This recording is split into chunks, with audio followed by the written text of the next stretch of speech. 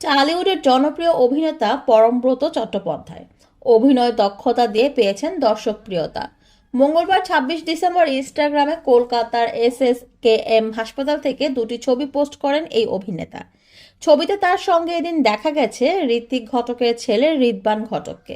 10 বছরের বেশি সময় ধরে যিনি সেখানে মানসিক রোগের হাসপাতালে চিকিৎসায় ভর্তি আছেন। পরমব্রত চট্টোপাধ্যায় ইনস্টাগ্রামে লিখেছেন, উনি আমার মামা ঋদ্বান ঘটক, কিংবদন্তির ফিল্ম মেকার ঋত্বিক ঘটক, যার প্রতিভা আজও বিশ্ববাসীকে সমাদৃত করে রেখেছে তার ছেলে ঋদ্বান। মামা প্রায় 10 বছর ধরে সরকারি হাসপাতালে চিকিৎসাধীন। আমার পরিবার ও রাজ্য সরকার যৌথভাবে মামার চিকিৎসার যাবতীয় খেয়াল রাখি, আর সেটা খুব ভালো করে। প্রত্যেক বছর দুর্গাপূজা, বড়দিন আর নিউ ইয়ারে মামার সঙ্গে দেখা করতে আসি। পরমব্রত আরও লিখেছেন, মানসিক রোগ বিভাগের সেই সকল ভালো মানুষরাও রয়েছেন যারা প্রতিনিয়ত আমার মামার সেবা করে চলেছেন।